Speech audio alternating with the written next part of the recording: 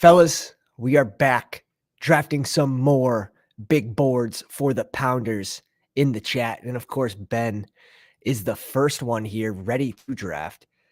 There is no surprise there. And if you guys don't already know, our draft guide is complete, which I'm sure you do. But just hit us up on Twitter at FancyDogPound, and it will be provided free to all of our subscribers. We'll just take a peek at it right here. If you guys have the old one, there was a small mistake on Joe Burrow. He should be red. I mean, I think everyone knows that. We also have a write-up on him. Don't go naked, Joe Burrow, especially in the third round. It's just pretty ugly there. So if you guys haven't already, jump on board on this. Send me your email on Twitter in the DMs, and we can send this over to you. So proud of this. First time ever making a draft guide, and it's free. It's free. Free is for me, as the old saying goes. So we'll wait a couple minutes. We'll try to get some more people in the live chat, try to get as many people in these big board drafts as possible.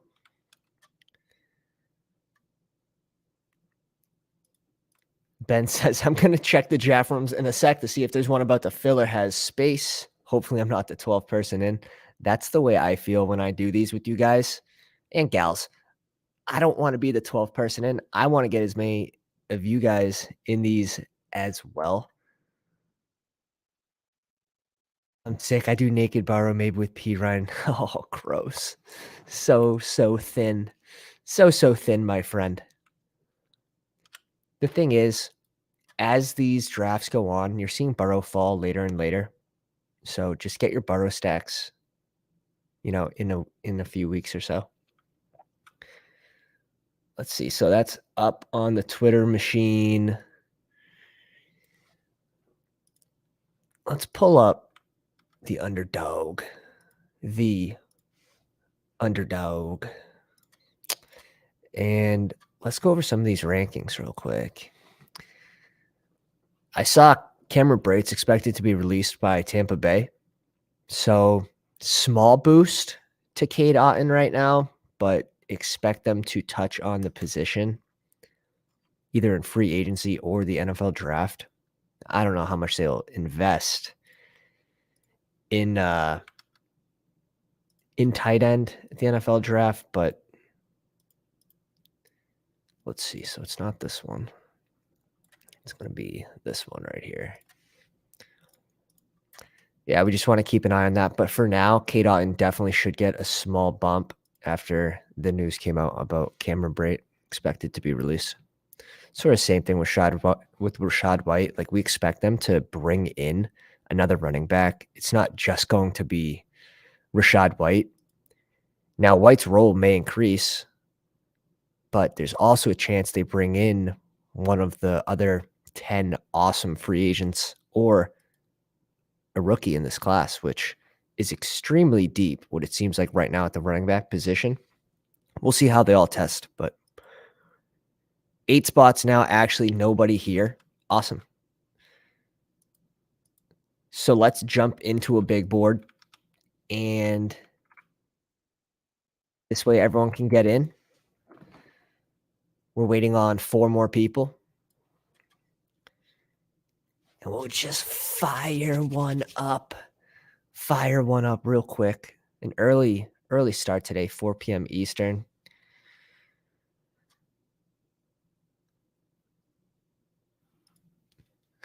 Let's get it. I am around 70 drafts now for the big board. Let's see. 73 and 13 rookies and sophomores. Everyone can thank Brian H. for this. This was an interesting start here. Kenny Pickett, Bryce Young, and CJ Stroud. Absolute bully in this one. That one turned out pretty well as well. I just think if you do this bully strategy, you're taking out, like, this guy only has Will Levis. If Will Levis isn't a starter next year, or even if he like doesn't start the beginning of the season, this team's out. Now it's a 1v2. This guy's got Sam Howell and Brock Purdy. Brock Purdy, I think, has a chance to. I don't know. I can see him playing the end of the season. For whatever reason, I just see it playing out, whether Trey Lance or he gets the start if he's healthy enough to start the season. I just see Brock Purdy taking the job over come fantasy football playoff time. Anthony Richardson and Desmond Ridder. This team's drawing dead also if Desmond Ridder isn't a day one starter. So this bully technique in the rookies and sophomores is interesting. But let's pull how many more spots? There's 2 spots left if you want to get into this draft with us. 2 spots left. Does it look better like that? No, it probably looks better like that. It's a little more zoomed in. For the people in the chat, we did upgrade our service through StreamYard, so it should sound a little better at 1080p. It should look a little better. A little less pixelated. Save everyone's eyes.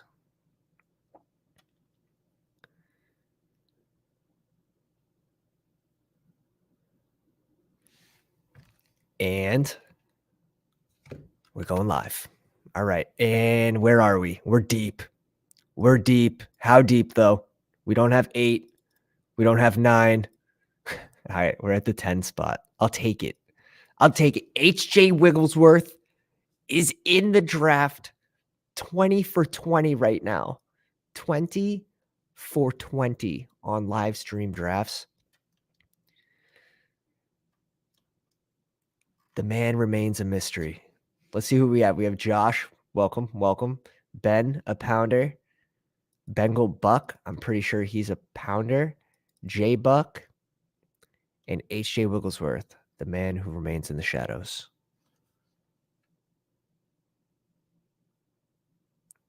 The man who remains in the shadows.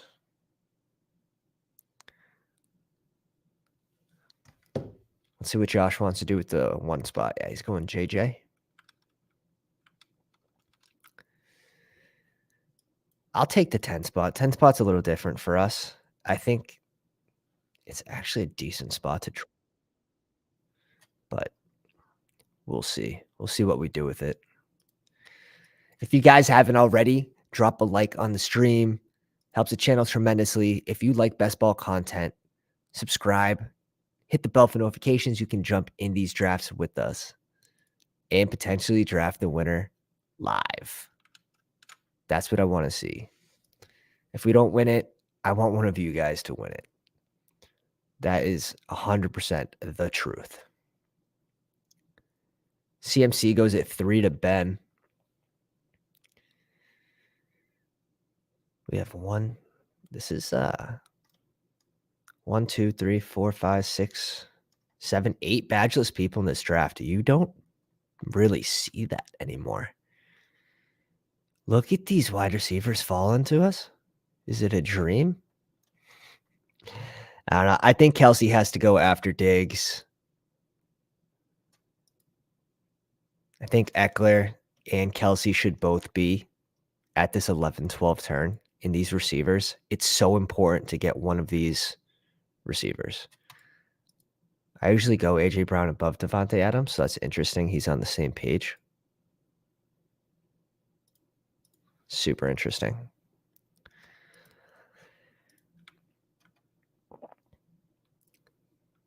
JT.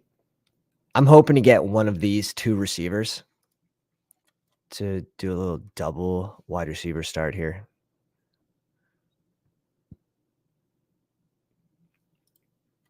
Honestly, agree for sure, but low odds one of us can win it in the same pool with each other. Oh, of course. 3 teams of the 12 are going to move on. But I do a lot of private drafts too that I'm not on stream for. I try to do as many as possible on the live stream for this reason. But even if you win it in another off stream draft, that would be cool.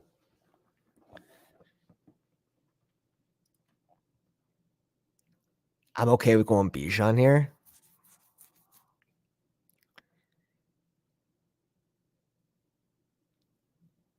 Yeah. We'll take Bijan here. A little exposure smooth out pick. Let's see what the Bijan percent's at because it's not high, which is fine. But you're gonna want some of that. You're gonna want some of that unknown. Give me a little piece of that unknown. I'm fine with it. We have 5% Bijan. That's actually where I'm comfortable with.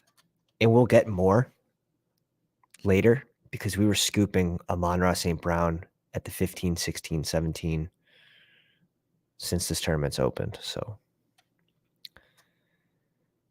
J Buck with the Diggs Barkley start. AJ Brown, Jalen Hurts, typical. This one's a little strange. Patrick Mahomes at 14. I got Patty Mahomes at 27 the other day. Even that might be a little far, but his ADP should be in this 25, 26 range already because of the 20-round drafts. You have time to make up those points at QB. So those onesie positions, QB and tight end, you lose the advantage, the positional advantage by going a strong tight end in the first round because other teams can just make it up going 3 tight ends or even 4. T. Higgins going at 22. Josh goes Devonta Smith. And does he want to go another wide receiver? Or is he going running back here?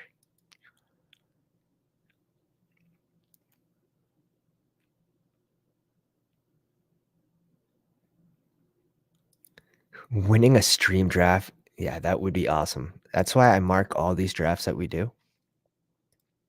Because after you get repooled, when you win and you go on to week 15, you get repooled and you have no idea what lineup that really was. You don't know who was in your original pool.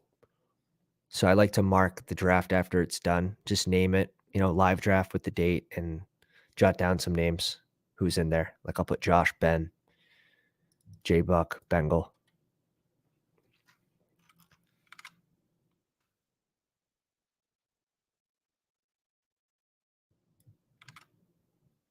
There we go. I think that's better. Olave goes at 28. These teams going all running back and wide receiver heavy. Save some value for us. Thank you. Thank you.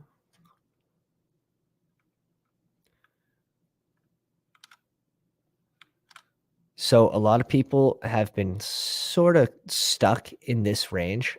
And what I can say is if you don't already have like a stud QB that I'm not drafting until really in this area, if you don't have one, it's fine to go Justin Fields. It's fine to go Lamar Jackson here. It's also fine to go Mark Andrews, DeAndre Hopkins, Ramondre Stevenson, Amari Cooper. I would try to pair with Deshaun Watson because this is a heavy bet that we're seeing a huge uptick in offense from Deshaun Watson this year because we saw those games he played. It was not pretty. Now, Amari Cooper still had spike weeks, but some of those were on like 3 catches, 2 touchdowns for 80 yards. So you want to see the target share be higher for sure. So I think we're just going to go with the D-Hop here. I don't think D-Hop is going to be in Arizona next year. So definitely has a little bit of unknown. This whole team does so far. So screw it. Screw it. Go with upside.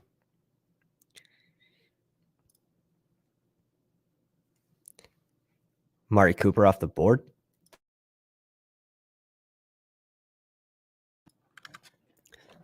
Fieldsies off the board. Tony Pollard. Now for wide receivers, is anyone like heavy on Mike Williams in this area? Like, is anyone like gung ho? I pick Mike Williams over like Lamar Jackson. It just seems like, I don't know. I think Mike Williams, like after Pittman, would be a good spot. You already guarantee he's going to miss a few games next year. We're going to go Christian Watson. Again, this team's already filled with unknown. Let's just shoot for the ceiling. If Aaron Rodgers does return back to Green Bay, we're forced to put him right in this Jalen Waddle range. You're forced to. You're absolutely forced to. Yeah, Lee says no shares of Mike Williams because of that. And I'd be curious what my exposure is. Now, I don't want 0 shares to someone that can have an enormous spike week. So I have been picking him when he falls. That being said, 3 times out of 70-something drafts, 71 drafts, coming in at like 4%. You know, like that's this is an okay range to take Mike Williams. After Pittman, after Watson, after these guys are off the board. But again, like you have a player like Lamar still there. Lamar can break fantasy football with his legs if he can stay healthy, right? 3% Mike Williams for Ben. So the Pounders are in the same boat. Glad to see it. Everyone agrees with the Mike Willie going a little too early because he's ranked above Watson, right? At 40, and Watson's at 43. Yeah.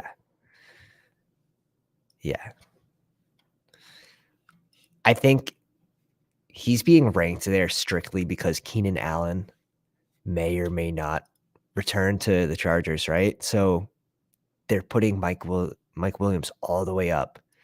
He's not that type of guy to get a huge increase of targets if Keenan Allen leaves.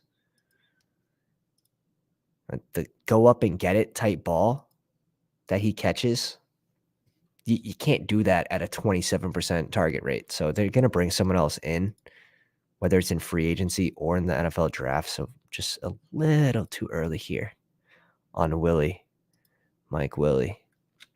So we're up in 9 picks at 58. So sort of look ahead what the range is. All right. We got some ideas. This is probably going to be a hero running back build. We'll see. We'll see who falls. It's tough to tell. Ben says, wow, I did not think I was getting Lamar there. Falling to 46. Oh my God. Disgusting value. This is ADP. It's in the 30s. 39. CMC, T. Higgins, Breece Hall, Lamar Jackson, brings in Drake London. I like that pick. That's solid. See, Joe Burrow falling to 41. What'd I tell you? Sharper rooms, he will be falling to the 4th round. Especially, like, I'm not even going Joe Burrow here. Like, I get he fell, but you don't have any of his pass catchers. And how does Joe Burrow get you that huge spike week that puts you in the winner circle? Week 17. You know, how does he get 35 points? Well, T. Higgins, Jamar Chase. If someone has T. Higgins and Jamar Chase, don't they automatically have a better chance? They do. It's correlation's super important. That's why all the pros do it in DFS. It'll raise your chances. That's all. With the pocket passers. That's not to say you have to do that with QBs that have rushing upside, because you don't. Going Tyler Lockett here. As you guys know, Tyler Lockett, if you have the draft guide, is my favorite value in this range. Finished ahead of DK Metcalf last year in points. He played 1 game less than DK Metcalf. He's being drafted as what? Wide receiver. Let's see. Wide receiver 33. And he finished as wide receiver 13 last year in 16 games. So going to be one of our favorite value picks at receiver in that range, also has the potential to spike. Really, Gibbs and Bijan? That might be a little too aggressive. Let's go with the narrative that DeAndre Hopkins moves on from Arizona. Marquise Brown now becomes the wide receiver 1 in Arizona. And now I think we're off to the races with this squad. I'm going to have to bring it back at QB, tight end, and running back, but this wide receiver group's fun.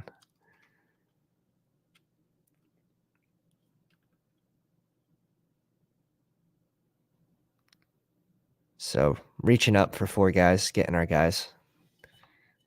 Reaching. What is reaching, right? Dobbins at 66. Gibbs goes at 65 to pair with Barkley. Now that's nice. If I had Barkley, I may have gone Gibbs there instead, but to go 2 rookie running backs where we know they typically start the year slower,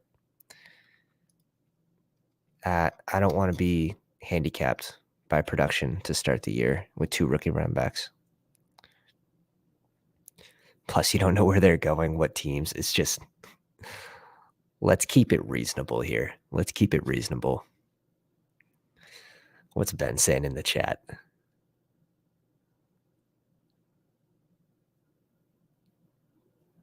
Yeah, you have Boyd late, you have Hurst late, but there's some unknown with them as well.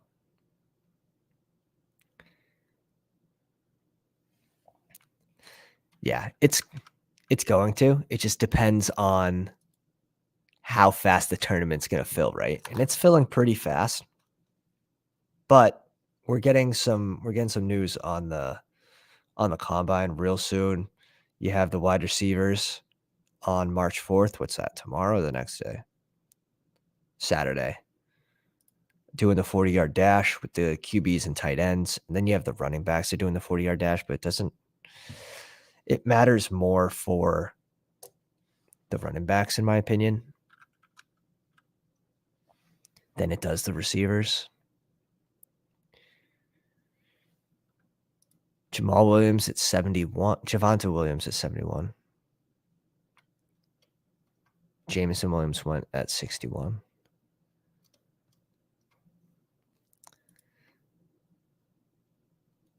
I also like this range for running back too. Cam Akers, Algier, Cook, Connor, White. I think those are all good running backs to do one of these almost like hero running back builds, but I think like a double anchor running back build would technically be, I'd say 2 running backs in the first 4 or 5 rounds. Maybe cap it after Najee Harris to have like a double anchor running back build. Yeah, after Najee here at 38. And then you'd put off running back until like round 12 at least.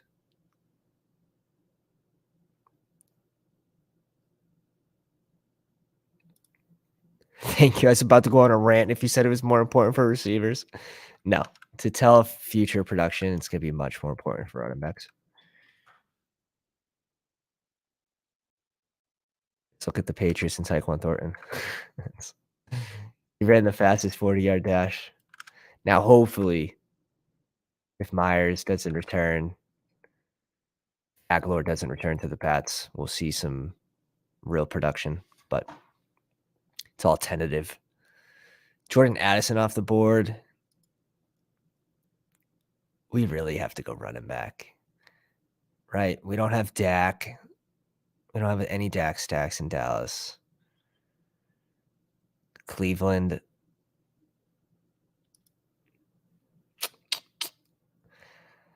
I'm okay with going Algier and any of those RBs besides Kamara. Let's see what happens.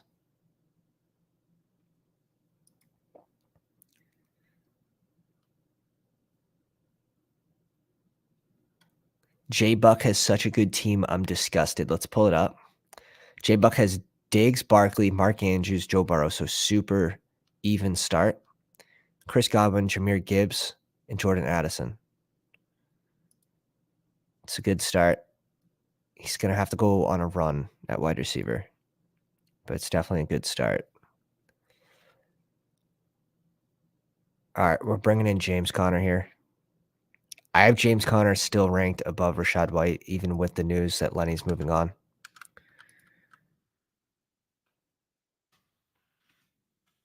It's going to be one of our most drafted running backs. I honestly think this is like his Josh Jacobs range last year.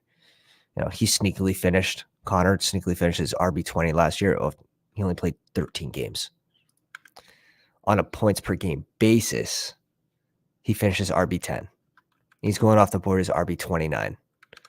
So that's just disrespectful. That's just disrespectful. Anytime he's there, we're scooping him. Now our running back room's got Bijan, Tyler Algier, James Conner. And at wide receiver, we have Devontae Adams, DeAndre Hopkins, Christian Watson, Tyler Lockett, Marquise Brown. Ton of upside on this team. It's going to be a 3 QB, 3 tight end build.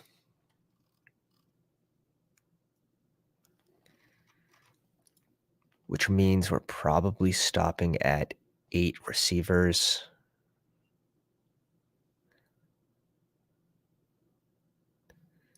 And that would leave us with what? 7 running backs? 6 or 7 running backs. But yeah, so far we're looking strong. Let's see how Josh is doing. He's got Justin Jefferson, Devonta Smith, Nick Chubb, Jerry Jeudy, DJ Moore, Quentin Johnston, Cam Akers. Super nice.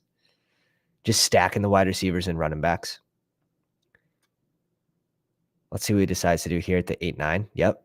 Kirk with JJ. Does he double tap QB? Have Deshaun Watson falling 12 picks.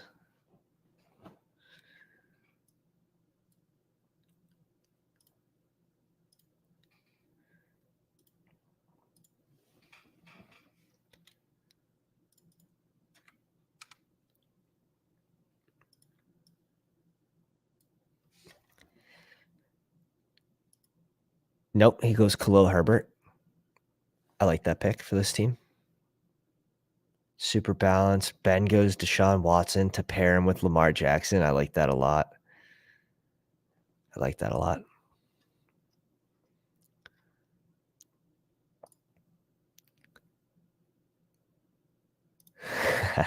Thought you would go James Conner. Yeah. If you guys that have the guide know that James Conner's my guy this year. At that range, yes. Yes, please.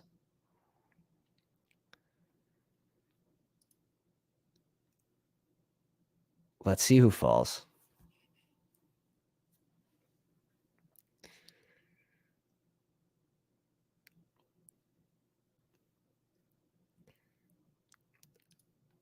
I don't remember if J-Bucks is in the chat or not. He goes Zay Flowers. I like that pick for his squad. Probably going to need some veterans or second-year returning guys to finish off this receiver room. Now that you have the 2 high upside rookies, they're going to have a slower start. All right, Danny Dimes falls to us. He's who we were looking at the whole time.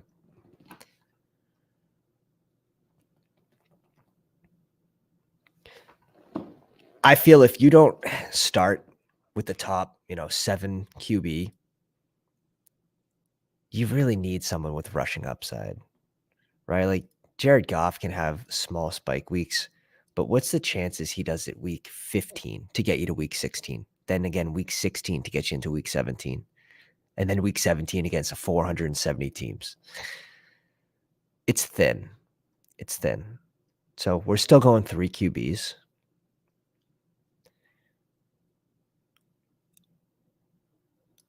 I guess you could argue a Kyler Murray if we're looking at it that way. For week 15, 16, 17, the most upside. We also have Marquise Brown. I don't expect DeAndre Hopkins to be there. And we have James Conner. So we're already making a bet on this offense. Seal the deal.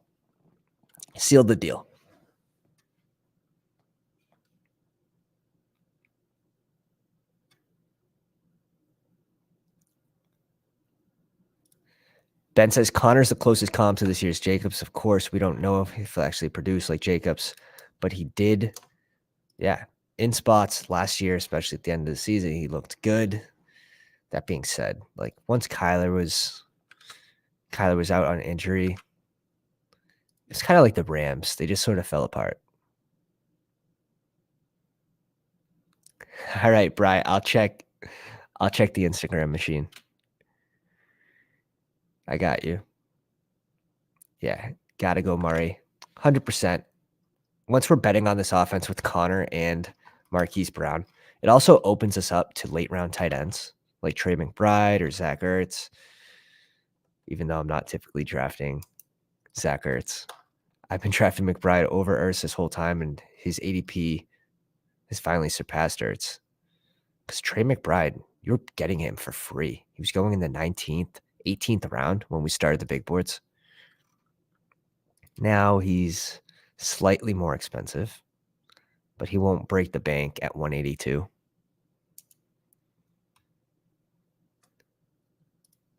The legend, NF42, is in the chat. Viva La Pound. How goes the drafting? Always strong, my friend. Always strong. We got a few pounders in the chat that are in this draft right now. I know Josh, Ben. I can't remember if J-Bucks or Bengal Buck, but these two names are super familiar. And H.J. Wigglesworth has not missed a single draft. And he has not commented a single time. A true sicko. Chesley, welcome to the live stream. We are doing another one after this. 100%. Oh, and when the pregnant wife calls, you shall answer. I'll be right back in 30 seconds. I'll pull up the board for you guys.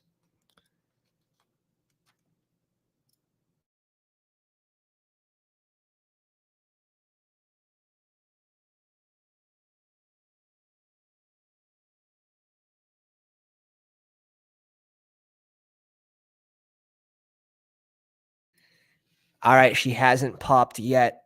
that's always the first, like, shit. Do I have to go make a coffee right now? Grab the bags. Any day. Any day. Gonna be wild. Gonna be wild. Josh went Palmer and Cole Kmet at the 10-11 turn. The definition of my guys. The definition of my guys. Especially if Keenan Allen moves on.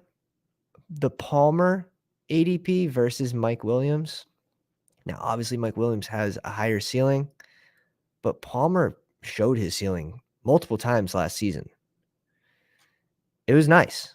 He had a couple spike weeks in production, a couple 100-yard games. So Palmer at 120, especially if Keenan Allen moves on. And then you have the potential that Mike Willie gets hurt. I mean, he's guaranteed to miss 2 games, right? Mike Willie's guaranteed to miss 2 games. That's just being generous. Russell Wilson at 127. Does he have any of the pass catchers on Denver? I just don't think I'm ever going Russell Wilson if I don't have the pass catchers.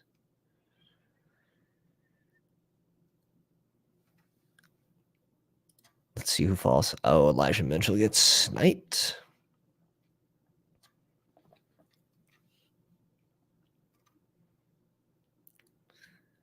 All right. We're going to go Geno Smith here to bring in our third and last QB. Now I'm ultra confident in our QB room. We'll catch up at tight end later.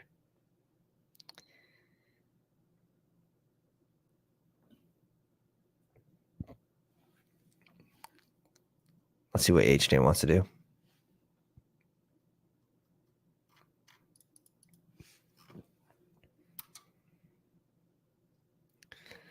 Let's see what the hand jibber wants to do over here.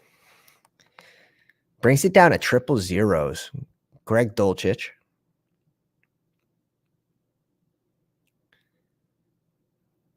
Okay. Gibson was the other guy we were eyeing. Now I'm between. It's really looking like this.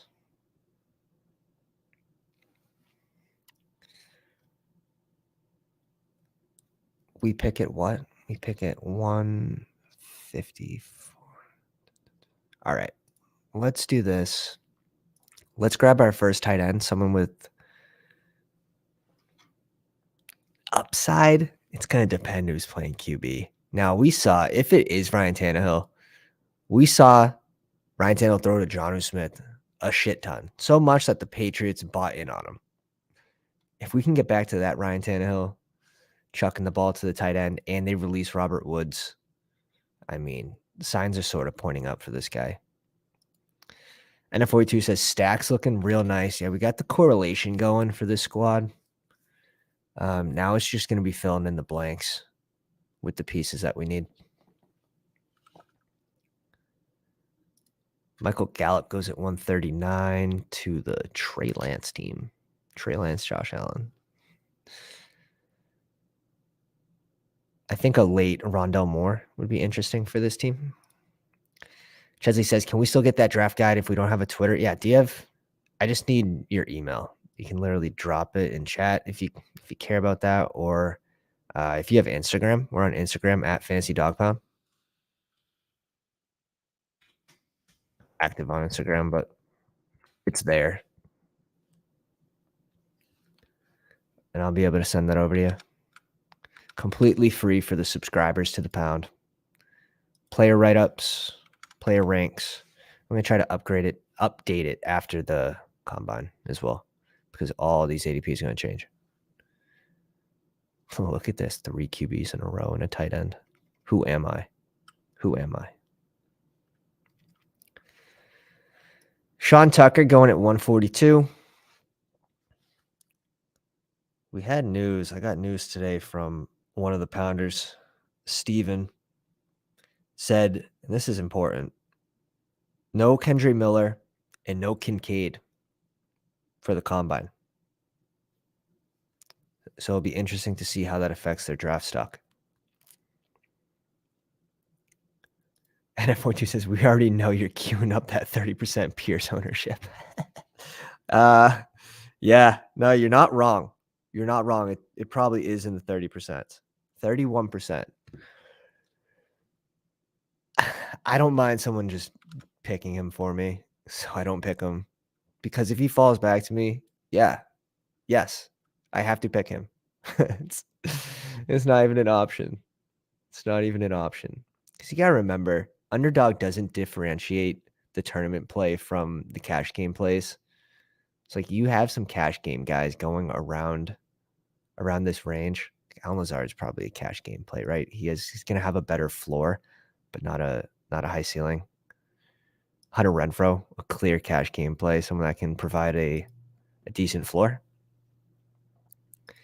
I'd be happy if one of these three made it back to us at receiver. I'm the green with numbers. NF42, are you on the Twitter machine?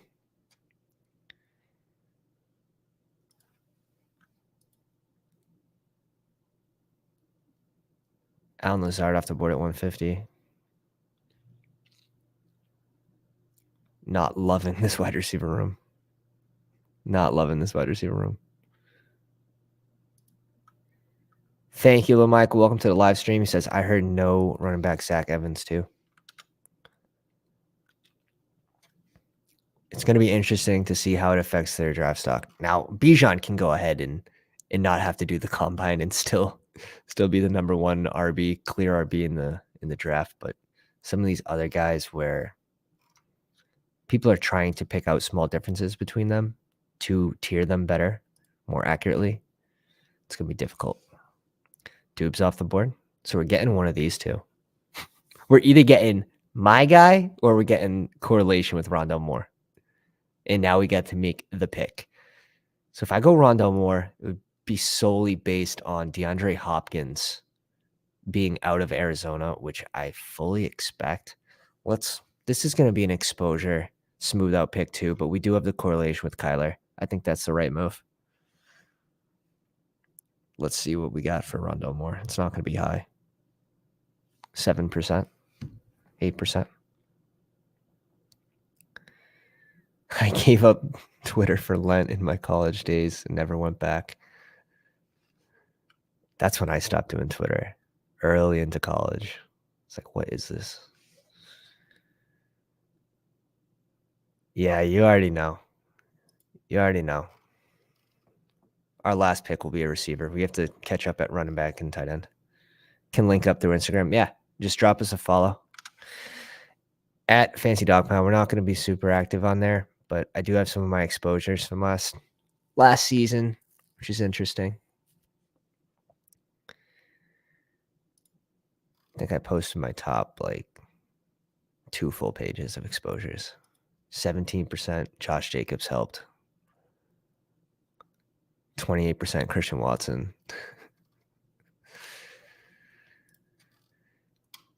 Gerald Everett goes at 160. I think he's turning 29 starting to start the season like June or something. So he is going to be an older tight end. And I wouldn't be overly surprised if they brought in someone like a Kincaid to this offense.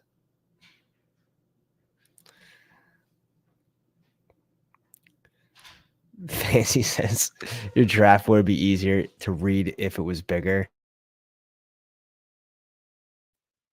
Wifey just got home.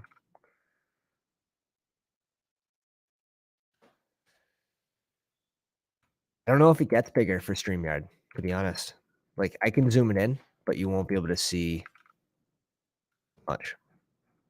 See if that makes it smaller. I think this is as big as it gets, my friend, for StreamYard. Nope, that makes my head huge. That's not it. J-Bucks teams getting flames in the chat. Stephon Diggs. Let's start with the tight end. Mark Andrews and Michael Mayer. QB has Joe Burrow. Running back, he has Barkley, Gibbs, Elijah Mitchell, Devon Achane. And at wide receiver, he has Diggs, Chris Godwin, Jordan Addison, Cortland Sutton, Zay Flowers. Tyler Boyd's a perfect pick for this team. It gives him a nice little floor. He has a few rookie wide receivers.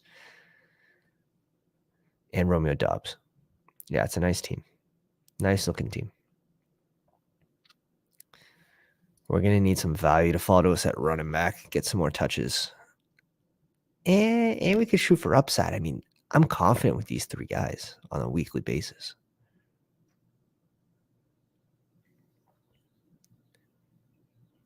Nico Collins goes at 169.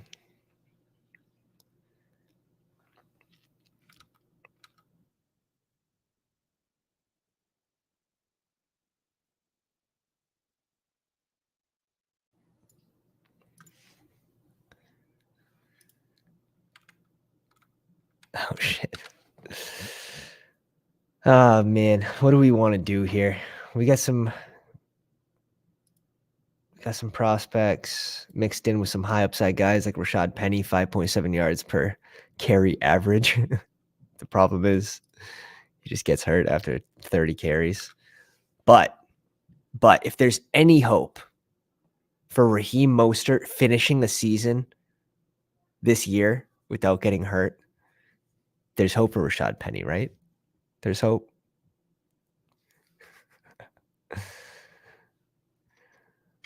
Yeah, I agree with Brian. With Joe Burrow, I find it difficult to stop at 1 QB. Now, if you go Joe Burrow and you go someone like a Danny Dimes, I think you're done. You get someone with rushing upside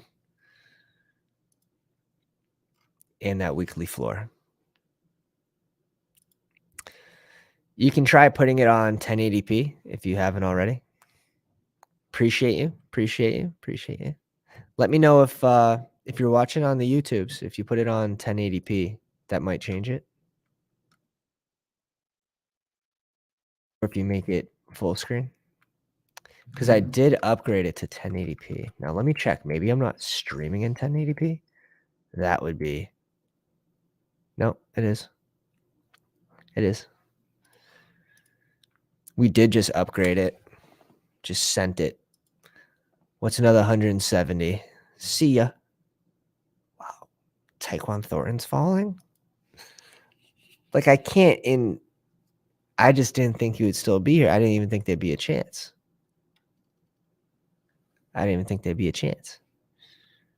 No way. You can't give this team Taekwon Thornton. You can't give my team. You can't. You can't. You can't. You can't. You did. They did. Oh, man. That feels good. I usually have to reach up to get these two guys. So falling at ADP feels good. Feels real good. One spot open in the rookies and sophomores. Brian, stop it. Stop it. You're sick. You're sick. You got us on board with those. You just got me weaned on with just one on the live stream, and now I'm like 13 deep. You would be proud. You'd be proud of one of my strategies, taking Pickett, Stroud, and Bryce Young, going QB heavy. Zach Evans expected not to be at the combine. That sort of worries me. And Kendry Miller. Kendry Miller kind of worries me anyways, just because he caught 16 balls last year in college. That's the most he's caught in his college career. So I'm going to just go with the Jeff Wilson here. We can go with the rookie, a high upside rookie later, but I think we need to bring in some more carries, some definite carries still to this team before we can start going upside. He took my boy Rochon. You got sniped. It's all right. He sniped me on Penny. This would have been a good Penny roster, especially with a little more Seattle correlation. Potentially he returns to Seattle. You have to think they've worked with him this long. He was almost healthy to return for the playoffs. Coach Carroll came out and said, yeah, there's a chance he returns. So you have to think he's relatively healthy right now and working to hopefully strengthen the muscles around so he doesn't get re-injured this offseason. Tim Patrick goes at 186. That's a good-looking squad, too, by Bengal. Let's see what Ben has been up to. He's got CMC, T. Higgins, Breece Hall, Lamar Jackson. Any tight ends yet? No tight ends yet. Drake London, Mike Evans, George Pickens, Jacoby Myers, Deshaun Watson, Elijah Moore, Jamal Williams, Sean Tucker, Kenny Pickett, Curtis Samuel, MVS. So running backs are super strong. QB, you're definitely done at QB. Probably could have been done after Deshaun Watson if you really wanted to. Maybe this could have been like a Tyler Higbee, but we'll see what you do at tight end. I'm interested to see what you're going to do because you have to go 3. Curtis Samuel, MVS, Elijah Moore. I like the wide receiver room. I'm just not so sure about T. Higgins going in at this ADP, along with Devonta Smith. Jalen Waddle, you can even argue. Now, they are moving down the board. They are going to move ahead of these QBs. Most likely all 3 of them. You're going to see these QBs fall to the back of the second round. And Mahomes, honestly, should be a little bit further just because he doesn't have the same weekly ceiling. He will be consistent. He will be most likely a top 2 QB next year, but that weekly spike, Josh Allen and Jalen Hurts, just getting it done on the ground, they just have a higher potential of popping a 40-point game.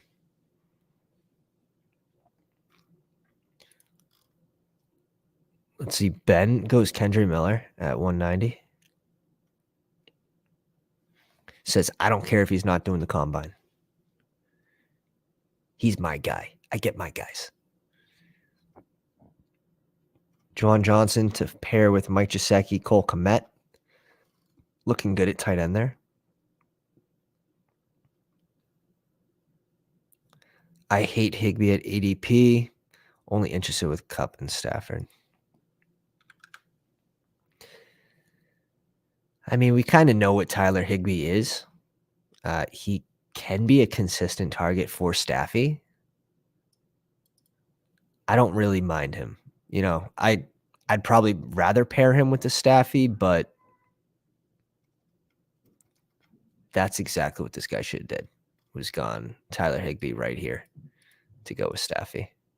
But he got sniped probably one pick early. Trey McBride goes at 189. Let's see what Ben does.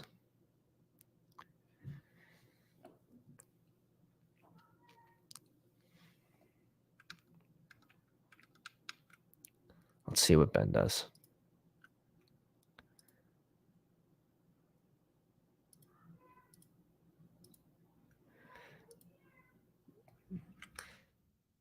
Yeah, someone's asking in the chat if it looks blurry. I did upgrade it to 1080p. So if you go into your YouTube machine and you go to that little setting button, if it's automatically set to 720, you can put it to 1080p. And let me know if that changes anything for you guys. The board should be a little more clear. Actually, a lot more clear from 720.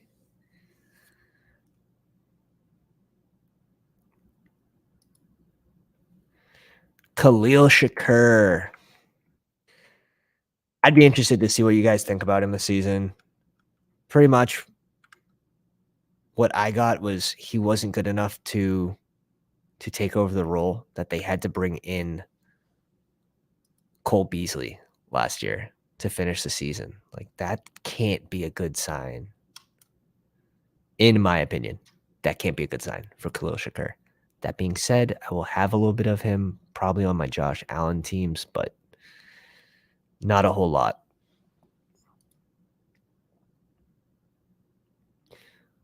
Levis goes at 199. Allen Robinson goes at 198. Ben says, I can see fine when I go full screen. Appreciate you guys. Thank you. Shakur looked good on the field. Yeah, so maybe it's just opportunities. These opportunities. But guess what? Like, Josh Allen is just one of those QBs that spreads the ball to everybody. So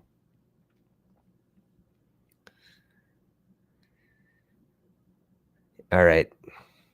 I think now is when we catch up. And we're going to start with the Jelani Woods.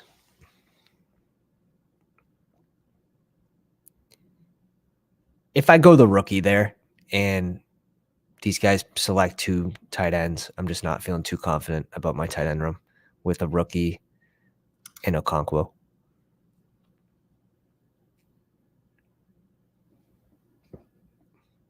So Ben H thinks, damn, we have two Ben H's. Haskell. That's the new name. Haskell. Haskell thinks that Buffalo will be drafting a wide receiver. Maybe they bring in a veteran too. So Danny Bellinger goes, I'm not too mad about it that like we passed up on the correlation. I think Jelani Woods is going to have a higher upside. Or we're going Hunter Henry. Now I feel good about the tight end room. How many picks do we have left? 2. They're both going to be spent at running back. Yeah. Fant. I can't go Fant. I can't go Fant. We saw Will Disley go down, and Fant had the chance to be the number 1 tight end on the team. And what happened? Parkinson came in, and he was the number 1 tight end on the team. I can't get behind Fant. Too many heads over there. The timeshare is just, it's ugly. You have a lot of people smarter than me that like Fant. Listen to them. I'm not going to own a lot of Fant this year. If I were to own Fant, maybe it would be this team where I do have Geno. So I agree with you there. I do agree with you there. What do we got on this list here? It's looking thin. We'll see what falls back to us. But our running back room's pretty solid. Bijan, Tyler Algier, James Conner, Jeff Wilson's going to depend on 100% on Bijan. Hey, all right. He says it's better in 1080p. I suppose. Well, I hope so. I'm gonna ask for my money back if it doesn't look better in 1080p.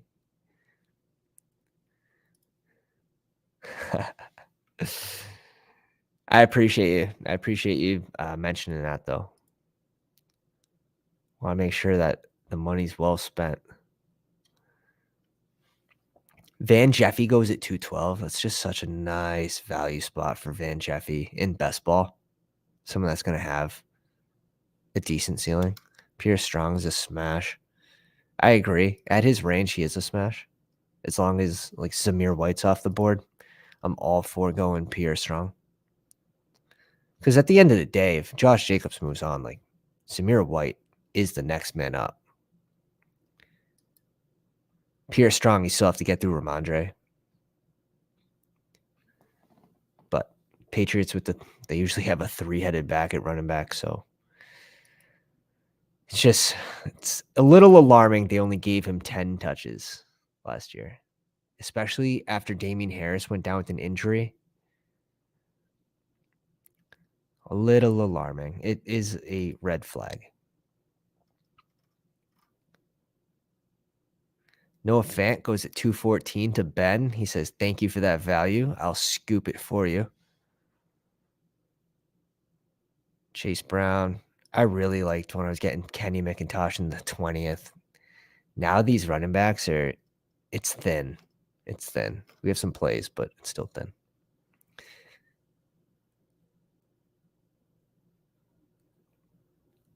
Oh, yeah. I 100% agree. Dysfunctional. Fantasy dysfunctional. If I could make the screen bigger. Now, I can, but you won't get to see my pretty face. Right? So that puts it in the middle. So does that actually change anything? Let me see. Actually, you might be onto something, my man. Did that do anything? Whoa. Yeah, I think that did something. Let me know if you like that view better. Pounders in the chat. Does this view suck less? Does this view suck less?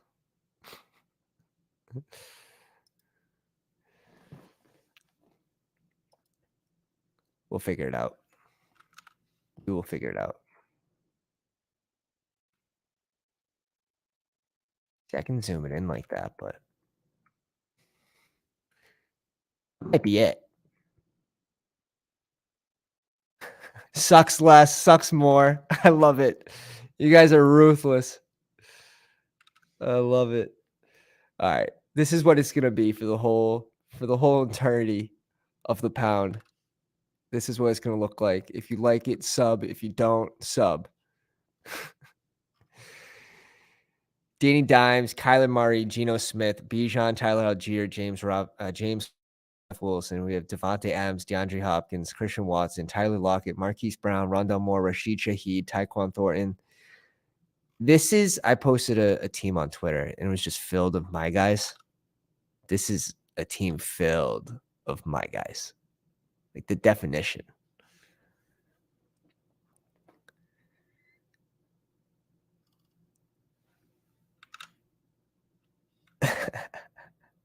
You guys are absolutely ruthless. Conklin at 222. It's a disgusting value, but definitely not going a third tight end here after spending this much draft capital at tight end. It's a waste of a pick. What are the chances Conklin outscores Kelsey on any given week besides the bye week? And even then, what are the chances he outscores Kelsey and Pitts on the same week? And then if he does, by how many points? Does he get you 2 extra points 1 week? Just got to think of it that way.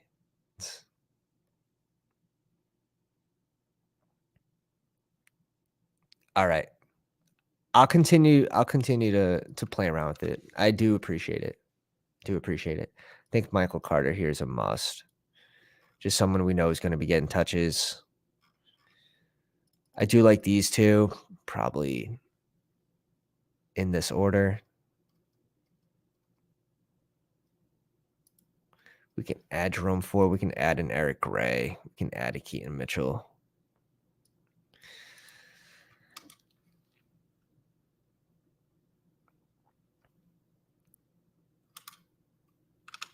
But we're definitely going to add a rookie to end. We'll try to smash on one of these late rookies. Most likely going to miss. Like, you're in the 20th round. These picks are going to miss more often than they hit. The rookie wide receivers, you know what I mean? That's why, like, Pierce Strong, who might have a role. I don't know. That might be a bad example. Terrace Marshall is a good pick here.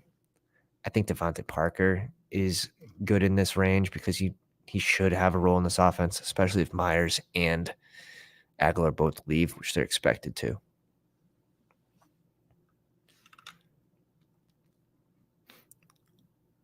What's up, Slayton?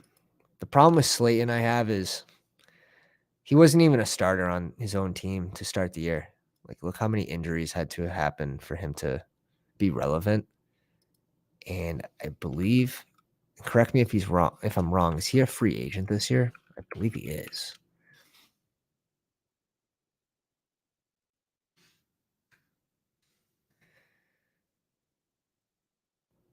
All right.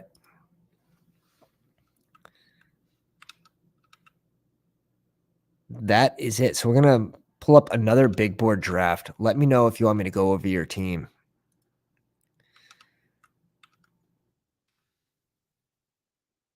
Glad to touch on your squad. Ben ended off with, after the Sean Tucker, Kenny Pickett, Curtis Samuel, MVS, Kendrick Miller, Isaiah Likely, Noah Fant, and Kate Otten. So you did go and get your 3 tight ends.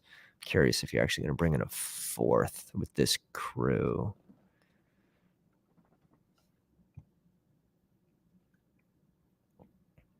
Joshua Kelly pick. You got to think that LAC is going to take another stab at the draft at running back. They've done it 3 years in a row.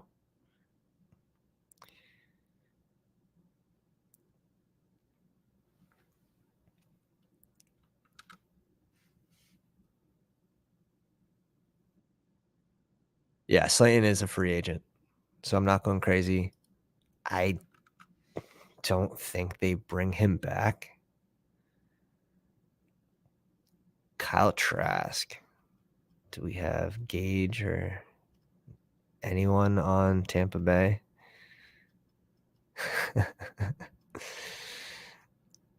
It's just a strange one. It's a strange one. You don't need, like, correlation isn't really important when it comes to cash games. The sit and goes just playing against 9 or 11 other people. But in these large field tournaments, correlation's very important. In knowing if your team makes sense. Like, can this team win? I mean, if you have a naked Kirk Cousins, how does he spike? He's going to throw it to KJ Osborne. He's going to throw it to Justin Jefferson. He's going to throw it to TJ Hawkinson. He's not going to get you 2 rushing touchdowns with 60 yards rushing. So if another team does have those players in the 470 that are left in that final week, they're going to move ahead of you most likely if Kirk Cousins has that big of a week. How's mine? So, Fook, where are you drafting? I'll be glad to go over it. That says, damn, I'm late. You are just in time, my friend. We are about to fire up another one.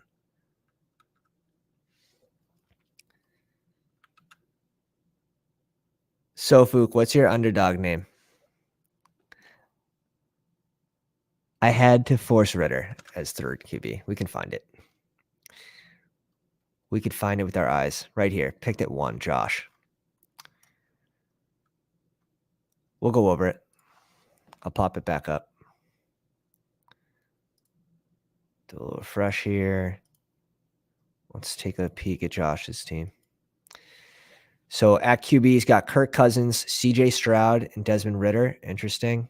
At tight end, he's got Cole Kmet, Mike Gesicki, Juwan Johnson. I think that's fine for his 3 tight ends. Running back, he's got Nick Chubb, Cam Akers, Khalil Herbert, Alexander Madison, Zamir White.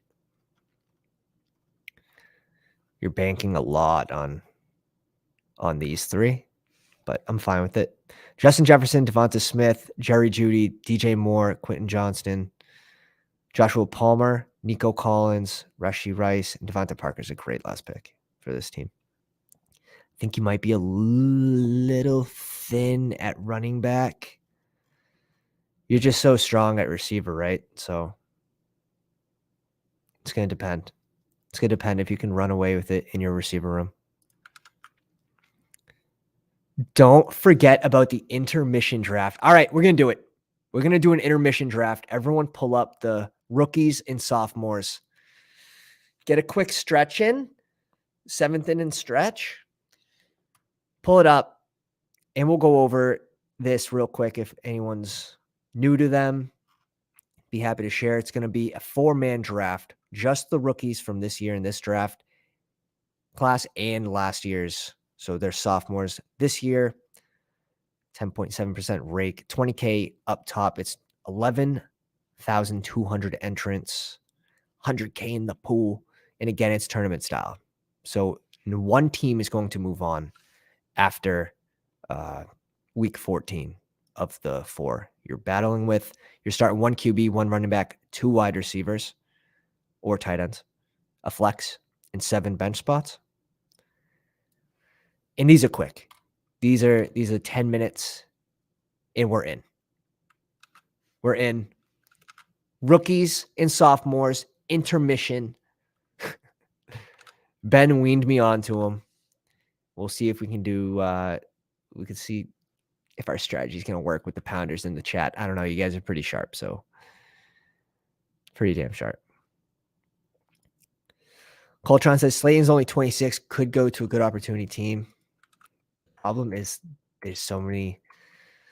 I don't know. It's going to depend. 100%. It'll depend. Where would you like to see Slayton fall? Like KC? You know, I don't think KC's really. Is he a huge upgrade over MVS, Slayton? That's my problem with Slayton. I just think he goes to a team and he's probably the 4th best wide receiver on the team. Unless he goes to like Chicago and then he's the 3rd best. But we are in a rookies and sophomores draft. We're waiting on one more person. And then after this, we will pull up another big board. Maybe we'll do 2 at the same time. Maybe we'll just do 2 at the same exact time. Let's pull up a big board at the same exact time. Multi-table. All right. Joining the big board in 5, 4, 3, 2, 1. Give the people what they want. Wow, I was 12 out of 12. Hopefully you guys are in there. And H.J. Wigglesworth has not missed a single draft. Was at 20 for 20? Disgusting. So we do have a few pounders. We got Paul in the 1 spot. Draco 6. Capital sounds familiar. H.J. Wigglesworth. This will be interesting. You're crazy, man. We're waiting on one more person in the rookies and sophomores if you want to jump in this one with us. But we are going to be going back and forth with these 2. Let me know if you are in this draft and I didn't call your name out. And again, if you are new to the channel, hit a like on the button if you like best ball, fantasy football. Subscribe to the channel if you want to get in some of these drafts with us. Hit the bell for notifications so you're the first one in the live stream. And we get the 3 spot in between Mario and Brian, getting a little sandwich here action with the pounders. Get 9 here. So we should be getting one of these wide receivers. Everything's looking good. Multi-table. The body needed water. There.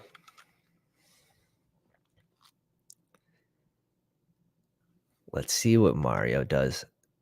I think Mario was in one of mine the other night. I know he's a pounder.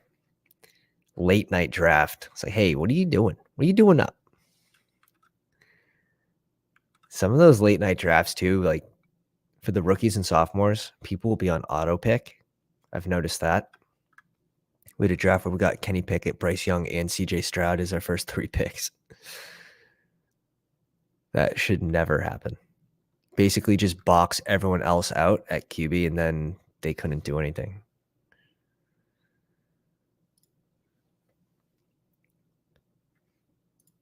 All right, we're 1 pick away here. We got some nice values falling to us.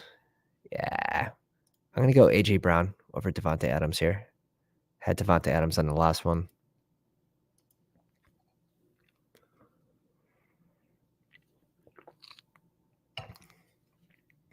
CeeDee Lamb goes to 10. I was screaming, even when Jonathan Taylor was ahead of CeeDee Lamb, I was screaming, you have to go Lamb here. Obviously, Adams should have been here, but you have to go Lamb at the 11. Otherwise, you're going to end up with like a double RB start like this. Or you can reach up for Amon-Ra, which is what I usually do. And Brian does these all the time, so I can't just bank on him not picking one of these 2 rookies. As much as I would love to.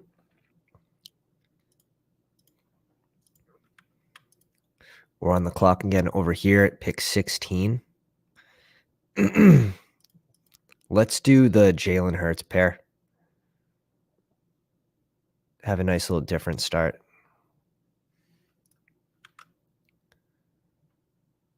Your pick. I appreciate you. I appreciate you. I like how it tells you in the top left on the tab.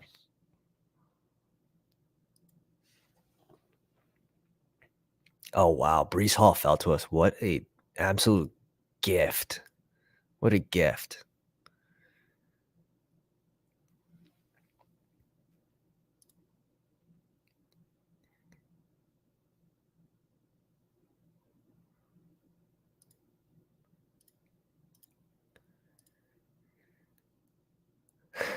These are intense because they're so fast. It's crazy.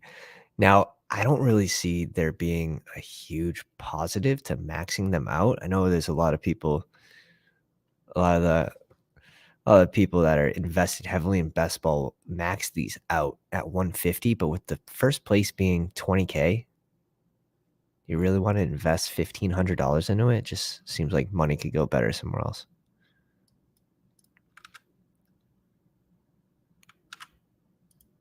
$16.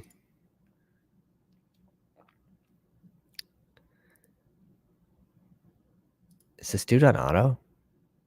Nope. He goes Desmond Ridder as his QB1.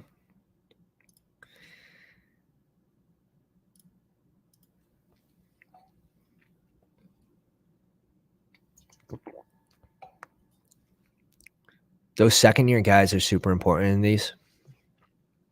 As you know, the rookies start off slow.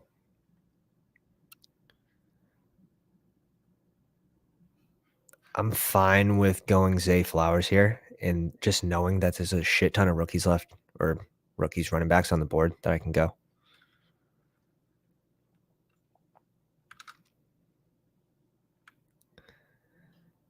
NF42 says, did a bunch of these slow draft when they first dropped. Crazy how the board was completely flipped. RB wide receiver heavy. Yeah, 100%. Well, it's just become a strategy that you can box people out. Absolute box people out and make it a 1v1 sometimes. Like if Ritter doesn't get the starting job, this guy's out. So it's between us 3. The Pounders, obviously.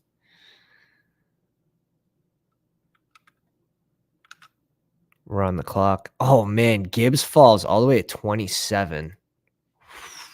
Beautiful. We're on the clock here. This is looking like a Ramondre. Yeah. I'm fine with going Ramondre here. Very balanced build over here. We're back on the clock. Comfortable at running back. Let's go a Wan'Dale Robinson.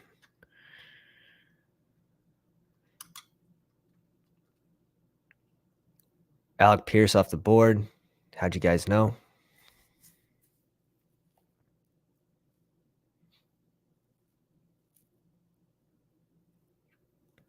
Purdy off the board. Sky Moore.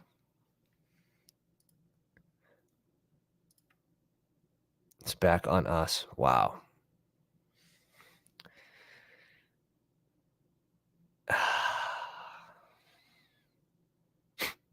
All right, we're done at running back.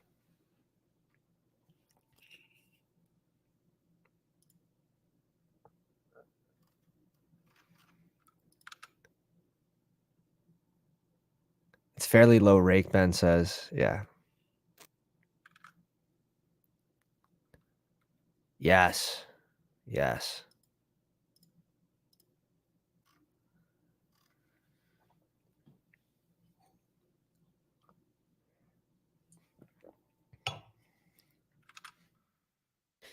Five picks. Here we go. Pick away.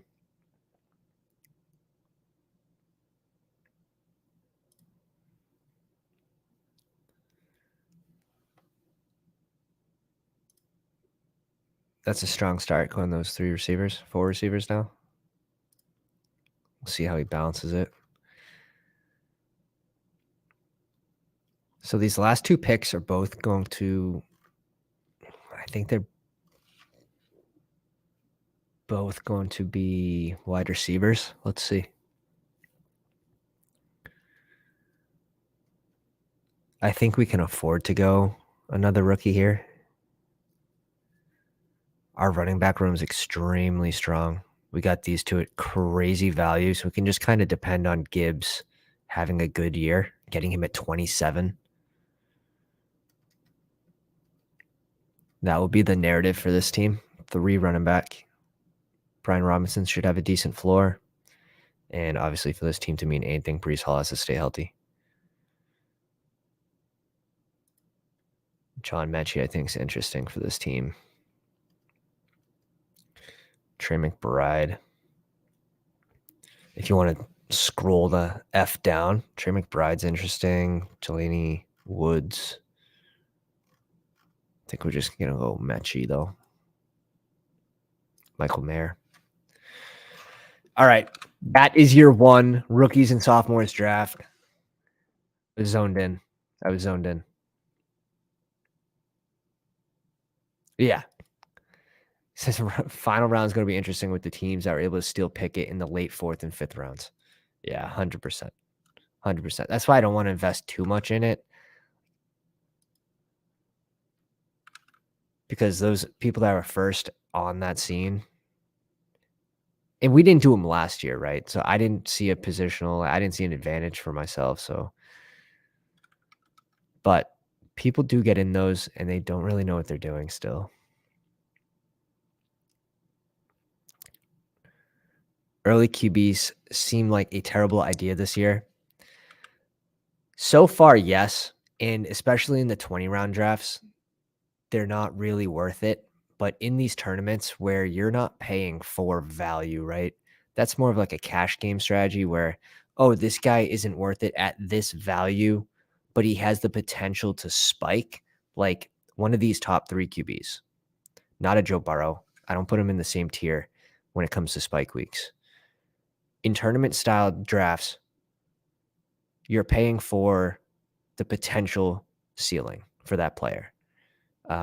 Look at Christian Watson, where he's going. In a cash game style, just against 9 other teams or against 11 other teams, if it's a 12-man, you're not going to be picking C. Watson here. You're going to be picking someone with a better floor, maybe a Michael Pittman, right? Decent ceiling, better floor. Now, if you just go 3 QB strategy or 4 QB strategy down here, you're getting a ton of guys that don't have a high ceiling. Now, can they have a spike week? Yes, but those spike weeks are going to be significantly less than a Jalen Hurts, than a Patrick Mahomes, than a Josh Allen. So I get the strategy. I get the value isn't there, but you're not in the tournaments. You're not always paying just for the value. You're going to move on a lot more if you do the 3 QB strategy down here, and you'll have strong wide receivers, strong running backs. You will finish in the top 3 in that tournament. But when you get repooled with the other teams that won and they have super teams, and now you have Matthew Stafford as a QB1, your advance rate is going to be significantly less with that squad opposed to a squad that does have a strong QB start. Like it's already like tough to move on into those next rounds to week 15, to week 16, to week 17. Don't cap yourself to one strategy. That's my biggest tip. Don't cap yourself to one strategy. But so far in the 20-round drafts, yeah, QBs and tight ends, they don't mean as much. That 1Z position you can put off. But when we get into the 18-round drafts, they're definitely worth it because you only have to go 2, and mistakes are amplified for people that don't know how to draft. If they're going 3 QBs after selecting an early Jalen Hurts in an 18-round draft, that really amplifies the mistake. Whereas in 20-round drafts, you can kind of cover it up a little bit. It's not as big of a mistake. Oof.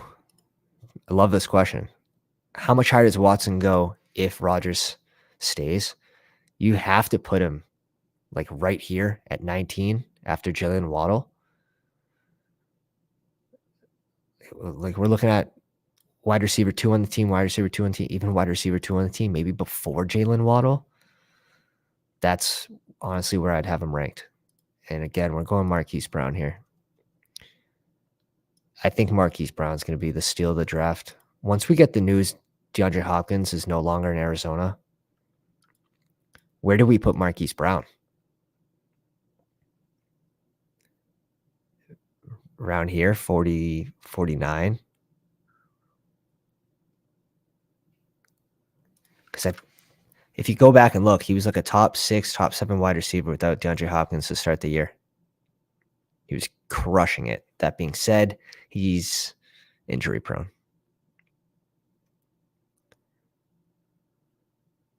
How much does Watson drop? This is an awesome question too. How much does he drop if Rodgers leaves? Hey, there is a downside to every positive. And if it's Jordan Love at QB, he's not going here. So Art brings up a good point. He's probably going after... Man, you have to think after Jameson Williams. I will have Marquise Brown in front of him. It's a good question. I would have Tyler Lockett ahead of him. I would select Christian Watson over Mike Evans and most likely over JSN until we find out more information. But yeah, Christian Watson over Brandon Ayuk. So like in this range. So he can gain 20 spots or he can lose 20 spots depending on news.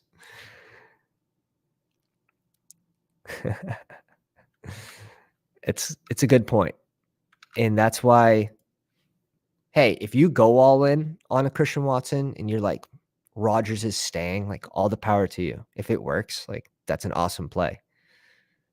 If it doesn't work, maybe you hit somewhere else in the draft. If you're taking strong stances like that and you're doing 35, 40% on a player on a strong stance, like I'm all for it. I'm all for it.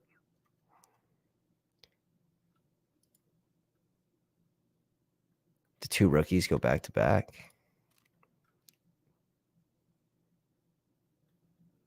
Let's take a look at Paul's team. He started JJ, Breece Hall, Chris Olave. Brought it back with George Kittle in the 4th, DJ Moore, Cam Akers, Quentin Johnston. Super nice, super nice, super nice.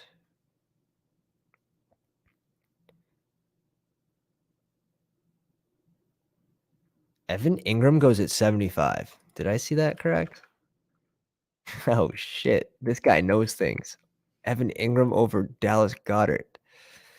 We were hoping Goddard was going to fall to us, but the Travis Kelce team came in here and swooped him. Treylon Burks off the board, probably one of our favorite receivers in this range too. They just tell me go running back.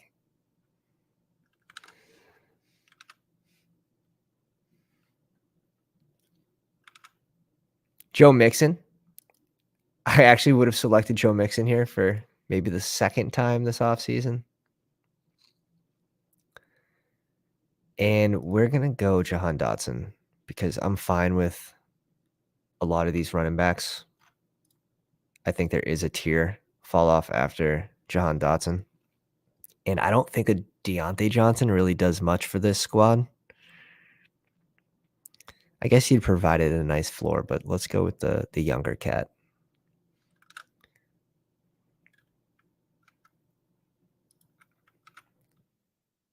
Go with the younger cat. We'll find value at running back.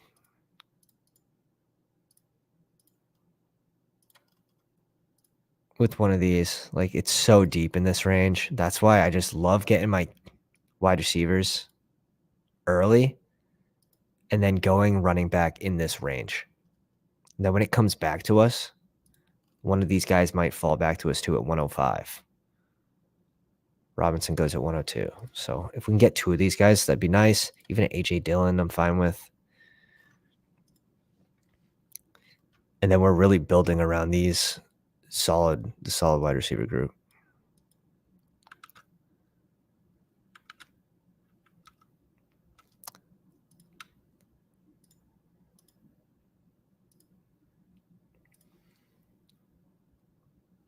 Guys, if you haven't already, drop a like on the live stream. It helps tremendously. Subscribe if you like best ball content.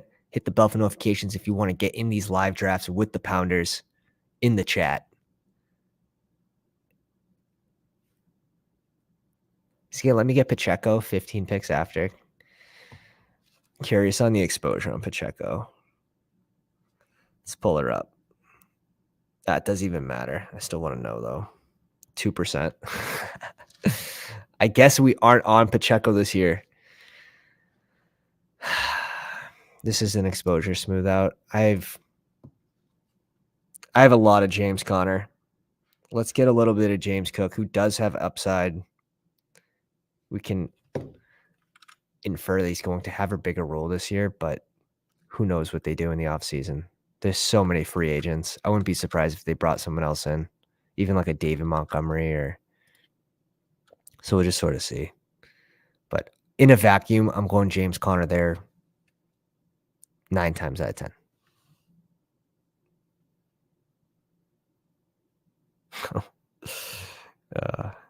24% James Conner to 6% James Cook.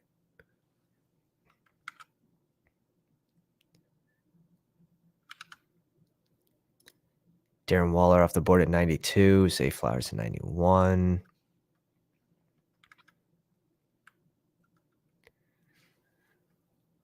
Let's take a peek at Capital Squad. He's got Kelsey and Goddard at tight end, Justin Herbert at QB, T. Higgins, Michael Pittman. You got to think this is a receiver, right? And it's dry in this range. Jacoby Myers sticks out, though.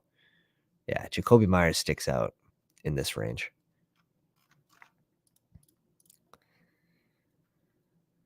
Draco 6 has Evan Ingram at tight end, 15 picks before ADP. Deshaun Watson at 70. Keenan Allen, Christian Kirk, Devonta Smith at wide receiver. And he's got the double anchor RB start with CMC and Derrick Henry. See where he goes with this one. He goes Kamara. Wow. There's some teams here that are just severely handicapped by receiver right now. Paul double taps Kirk and Trey Lance. I like that. Well, Trey Lance stack with George Kittle. A lot of unknown to Trey Lance.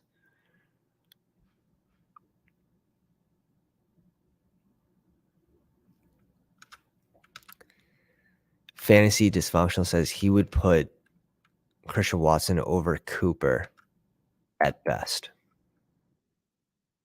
So you wouldn't put him over Debo.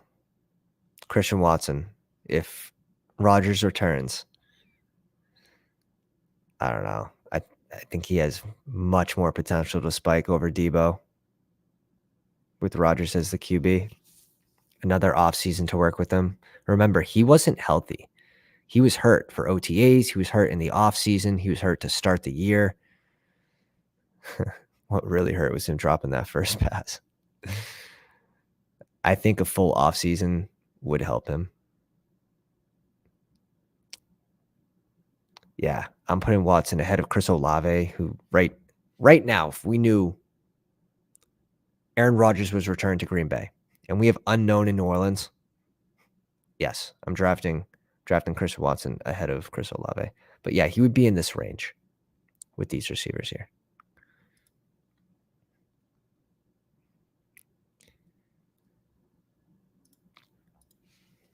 So we get some value falling to us at running back. It's exactly what we wanted. It's exactly what we wanted.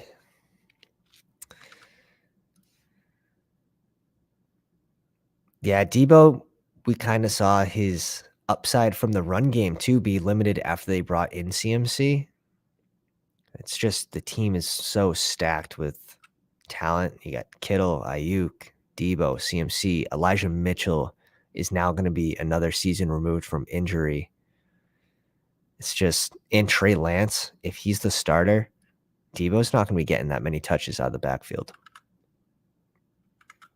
So I'm not that high on Debo this year. 31.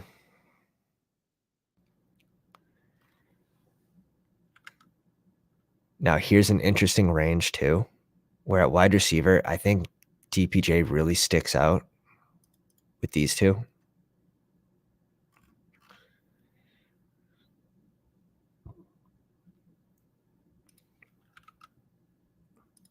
Danny Dimes, solid QB2. Solid QB2. I like that pick. David Montgomery at 109, 10 picks before ADP. AJ Dillon off the board.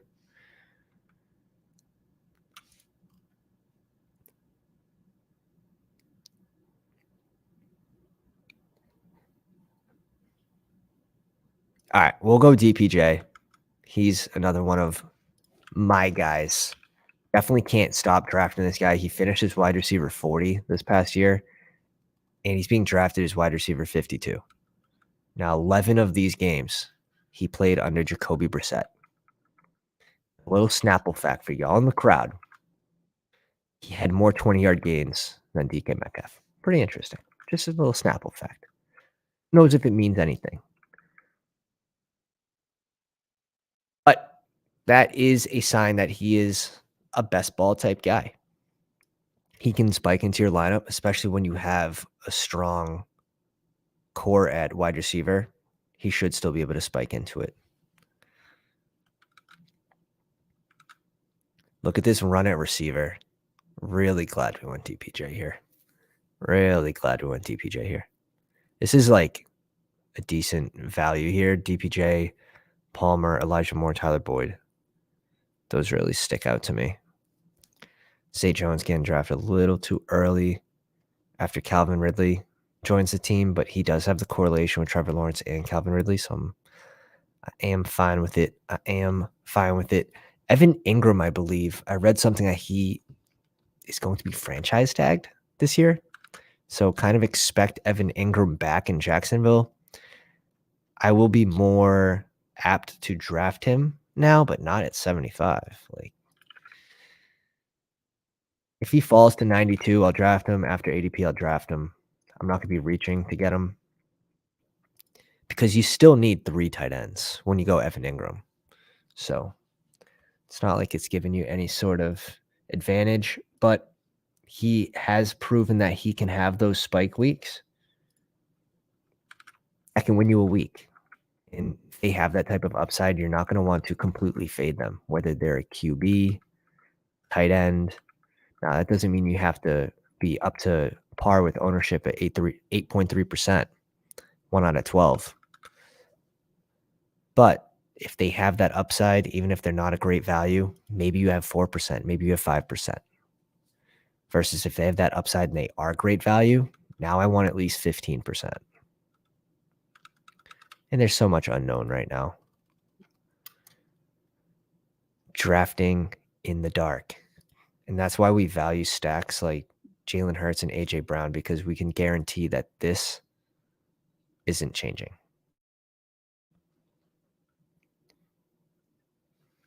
Breaking news. AJ Brown traded for 2 first-round picks.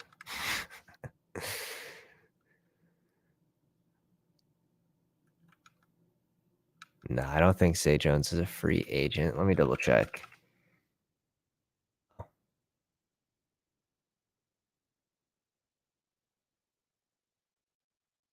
Nope, nope, nope.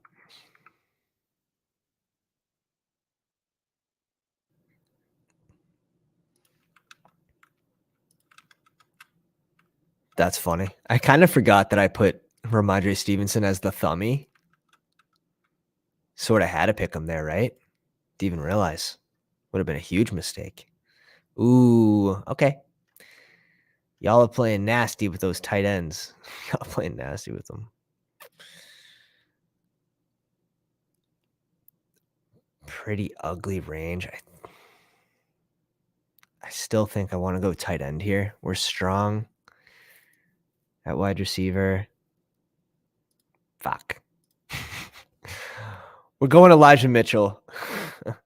I can't draft Greg Dulcich without Russell Wilson. I don't know why. I just can't do it. Could someone talk me into drafting Greg Dulcich? Because right now, unless I have Russell Wilson, I mean, I'm going to go Elijah Mitchell, who has the potential to be the RB1 on a high-powered offense if CMC goes down. And even if he doesn't go down, he has a role as a change of pace back. Had 2 touchdowns his first game back. He's going to have a role in the offense, whether CMC's hurt or not.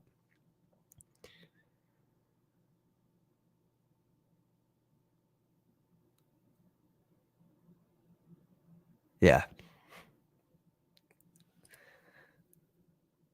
Art mentioned in the chat the importance of, our chat about drafting for upside versus their expected value.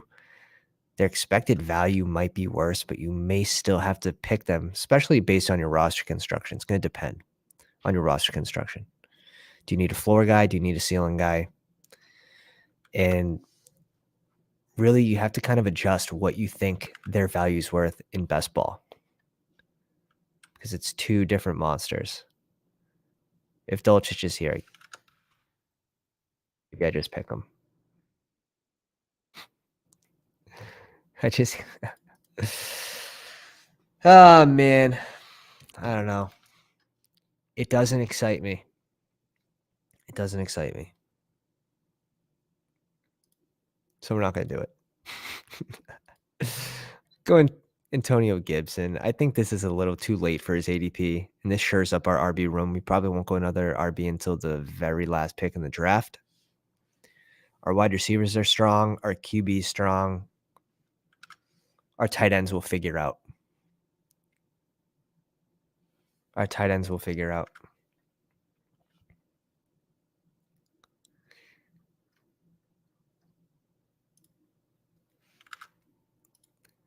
Art says, gotta change the way of thinking. Hey, if we say it enough times, eventually it will stick. Eventually it will stick. That's the goal. I'm really like drafting from the 8 spot right now. 9 spot. Math is hard.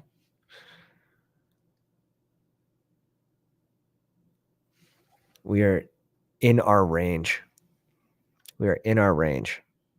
Getting a lot of my guys, except for James Cook. I very easily could have gone with the my guy with James Conner, and maybe I should have. Then this whole running back room would be my guys. Wide receiver room, like this is just a standard draft. If I could have hand selected them round by round, this is what it would look like.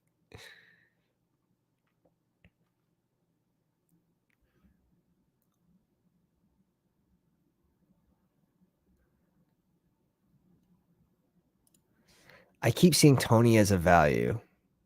Assuming Giants wide receiver conditioning staff is bad, they paid for him. I mean, if Tony can stay healthy, but I mean, what happens with McCole Hardman? They probably don't sign him, right? So if McCole Hardman's out of the door, it does open the door a little bit for Tony, but he's going to 84. Obviously, the injury history is less than stellar. So it's going to depend. It's going to depend. He can have those spike weeks, but in my opinion, he's not someone that's going to have a large target share of the offense, like 20% plus. He might be in that 15% range, and then they use him as like a gadget player in the red zone.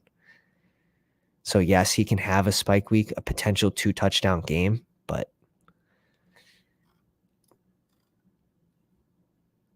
it seems extremely rich because there are people that can have 2-touchdown games that go after him. So at 84, I don't own a lot of Tony. I think I have him on 2 teams.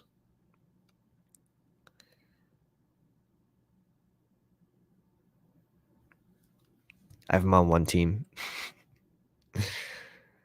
We do want another tight end here.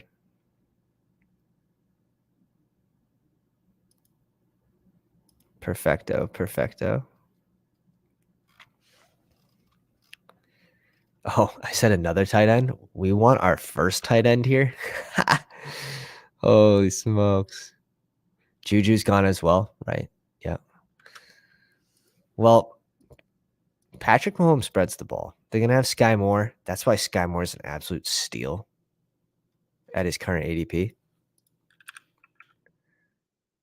6. I think he's a steal. You have Kelsey returning another year older. Hardman, they most likely let go of. They have Tony. You got to think they're going to add help in either free agency. I think if Myers ended up in KC, that'd be just a good, solid receiver for Mahomes to depend on in the slot. But I don't see it happening. So I bet they go to the NFL draft. Go back to the old milk and pot.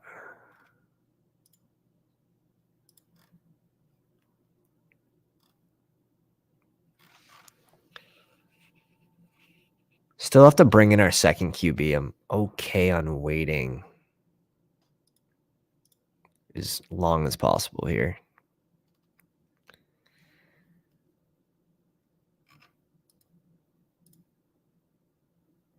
We'll see if this works.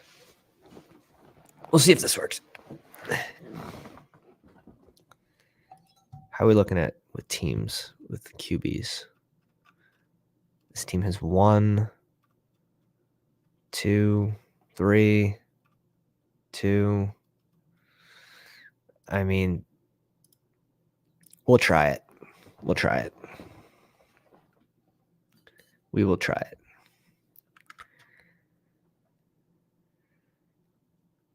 Yeah, you have to think that KC is going to add help for Mahomes in the offseason, whether it's in free agency or the NFL draft. You can't just depend on Juju had quite a bit of targets, right? He had 100 targets. Cole Hardman, mostly hurt, but pulled in another 34 targets. So you're missing 130 targets.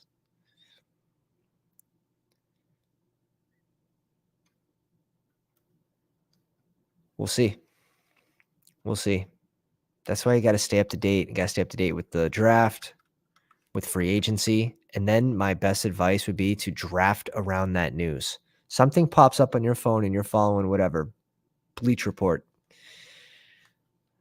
You want to use that news, jump in a draft, and if Godwin's ADP should be 44 now, maybe you're selecting him a little early at 48, 49. If he's affected in a positive way, Mike Williams is traded. You want to be the first one on that news, and you want to jump in a draft. You want to draft around that news, whether it's positive or negative. If it's negative news, and they should be drafted much later, what are the chances all 11 other people heard that news? A perfect example would be Tim Patrick when he tore his ACL in practice. People are still drafting him in the 150s where he was going. So I like to use news to leverage it in drafts, and that's why I don't max these out at 150, because you can leverage news even in the combine, even in free agency. So this tournament is 43% full. I think we have done near 75 drafts. So we're around 50%.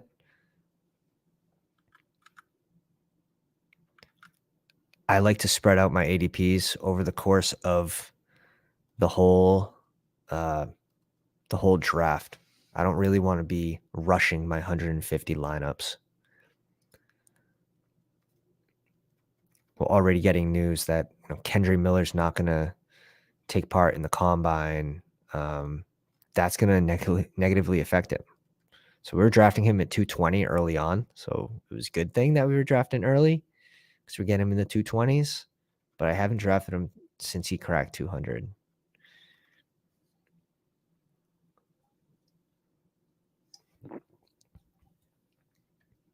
See a run at wide receiver.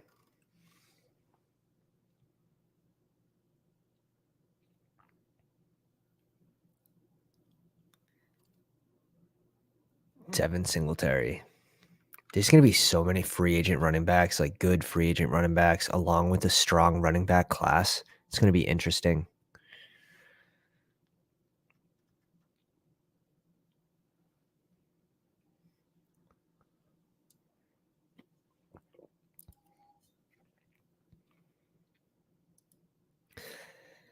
So in a vacuum, I'm going Anthony Richardson over Sam Howell every single time. But when you have Antonio Gibson, when you have Dotson, when you have Curtis Samuel, we're already betting on this offense to be good.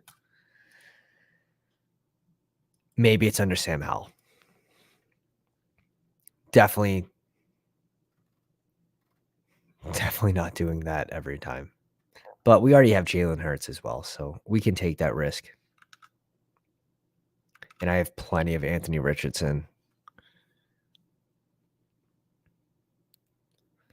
Exposure check. Richardson off the board.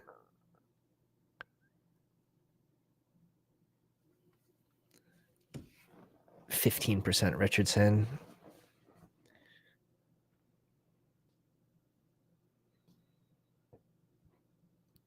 Who comes with the risk? There's no guarantee he has a landing spot where he's a automatic starter.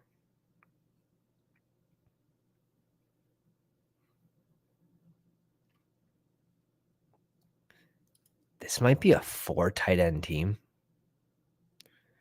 If I go 3, if I go 3 more tight ends, I can go 1 receiver and 1 running back.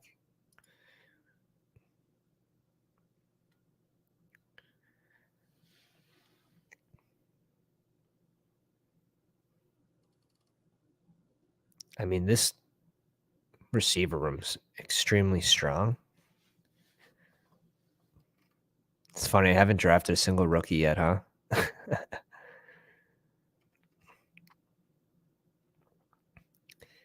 I mean, if Thornton's there, we'll take Thornton.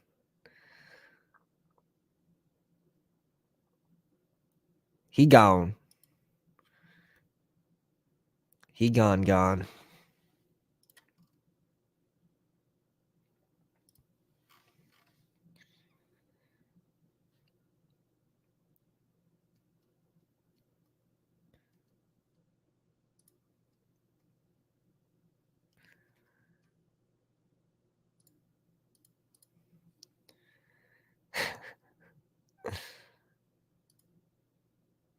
McKinnon off the board.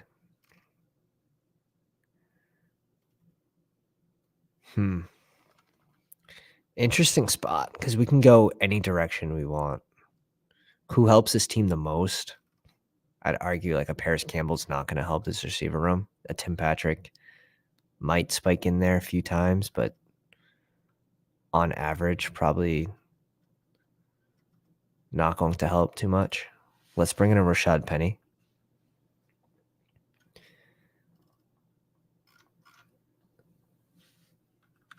And then hope that we get some tight ends to fall back to us.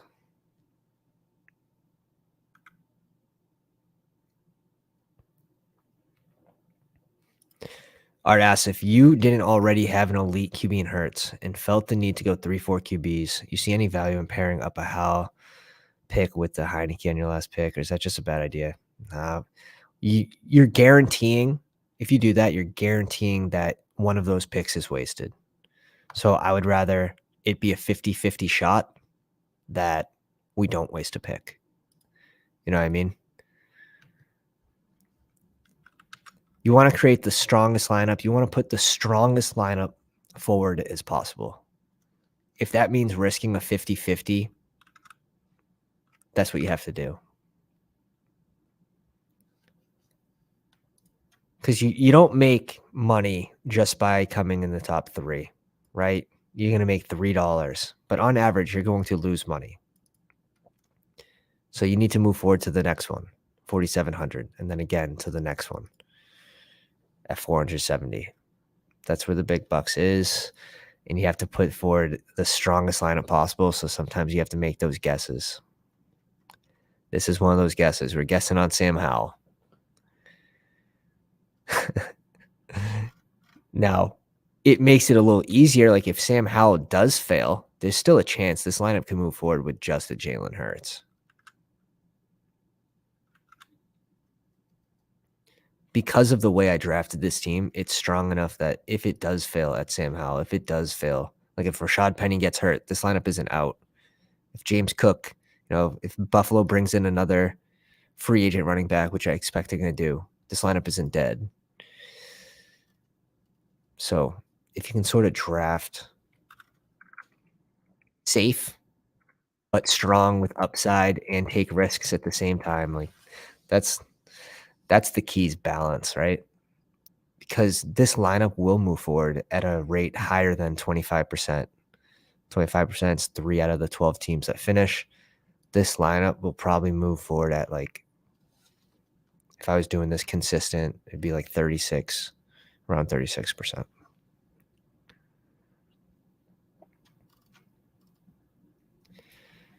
That being said, we need at least 2 more tight ends to add to this group, but it's looking pretty good so far. They're not coming off the board just yet. Cade Otton going early, maybe a little too early. Yeah, we expect Cameron Brate is expected to be released from Tampa Bay, but that doesn't like a whole lot more targets. 37. That'd be bigger news if Mike Evans was moved. That'd be interesting.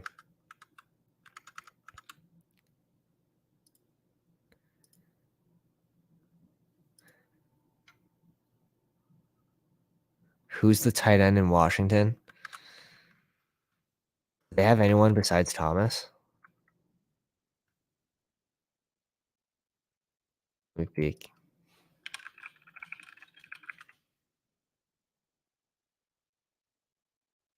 Is it really only Thomas? Oh my God. Yeah. Logan Thomas. So maybe they draft a tight end this year. Nice. We got some good tight ends values falling to us, unless we jinx it and they just all swipe off the board. But even still, I'm comfortable going all the way down to like Darnell Washington, even Robert Tonyan.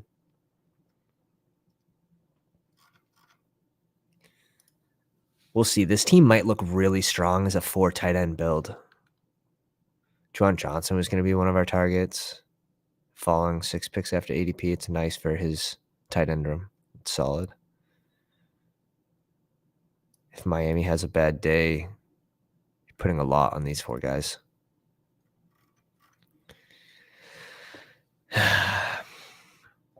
Hayden Hurst doesn't really like tickle me the right way.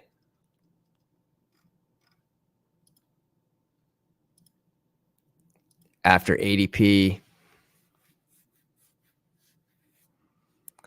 maybe this is where you pick them. It just doesn't feel good. I'm definitely going 4 tight ends, especially after that pick. Exposure smooth out, but it's all right. Maybe he has that 6 touchdown year, and that's, yeah, we have him on one team, 73. I'm fine with it. Like all these tight ends that are going late, Juwan Johnson, even like he was on a touchdown tear.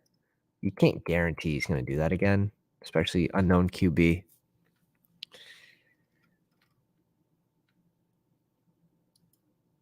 But I would much prefer Juwan Johnson over Hayden Hurst. Arguably Danny Bellinger too, but again, Danny Bellinger, my ownership's going to be 15% over 1%. So a little exposure, smooth out pick. Sometimes you got to do that.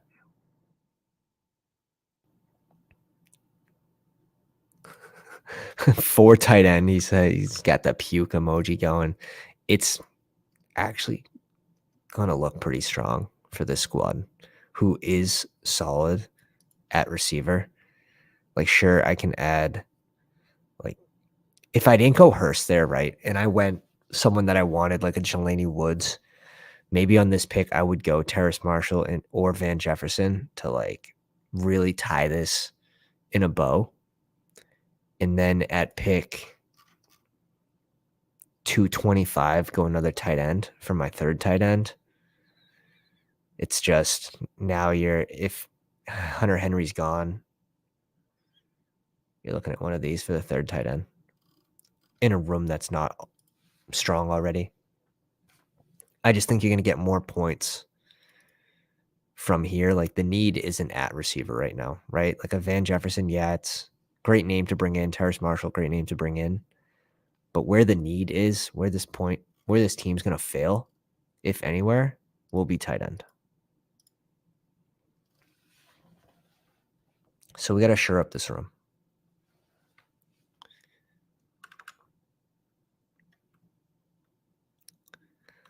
Wide receivers more likely to boom, yeah, but look how much we've invested in wide receivers.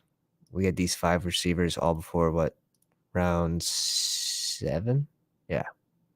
So we invested a lot of our draft capital in receiver. We didn't invest that much draft capital in tight end.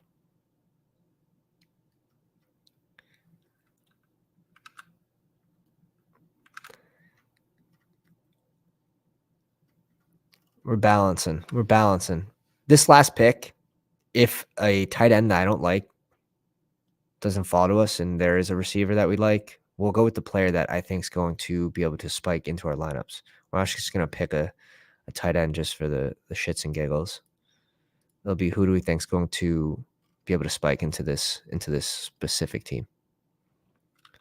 It might be a receiver. It might be a tight end.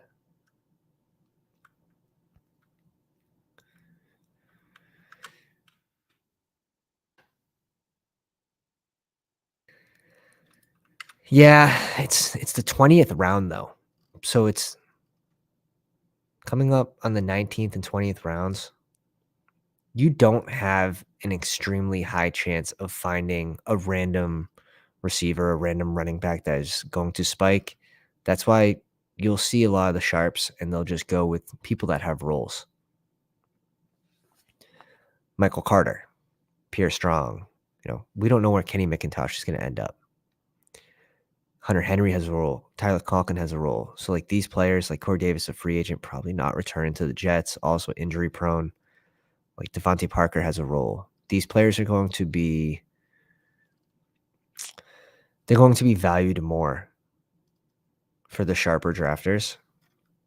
Now, a squad like this very easily can take a shot on a rookie, a high upside rookie, because of the amount of vets and returning second-year players we have. But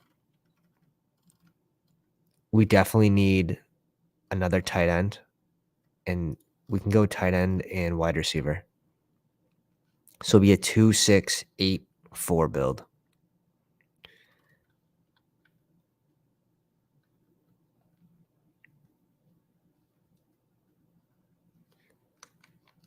Like,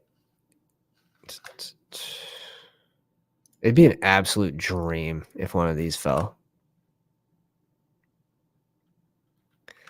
Also in week 17, week 16, week 15, it is a big advantage to have multiple different tight ends. If you don't have one of those top 3, 4, 5 guys, 4 guys, I would say, there is an advantage to having more tight ends. If you do get 16 points from the tight end position, it's enormous.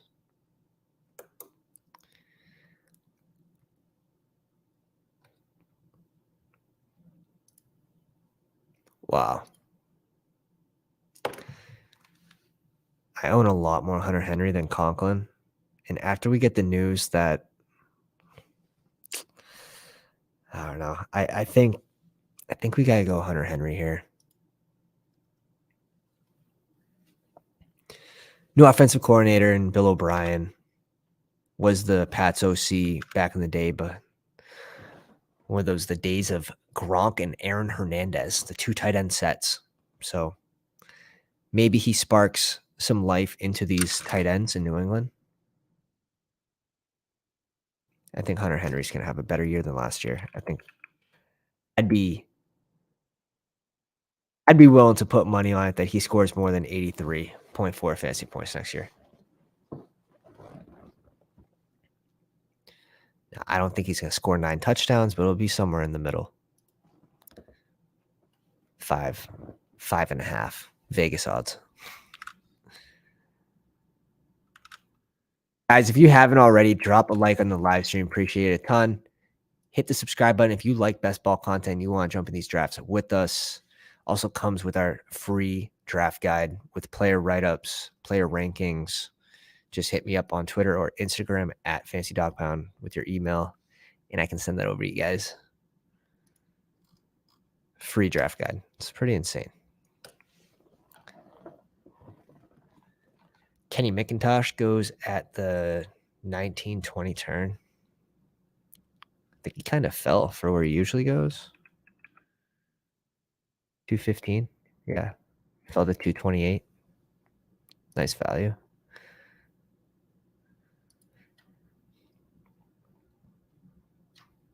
Like a Devin Duvernay. We saw what happened when Rashad Bateman went down. He didn't do a lot, and his route running was egregious.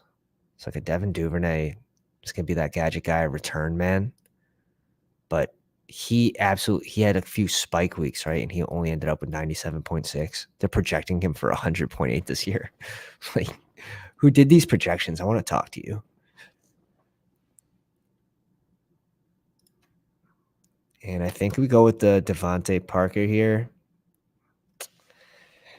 I just can't get away from the Devontae Parker pick. Like, I like Russell Gage a lot in this spot if you need someone that's a floor guy, but I don't think we need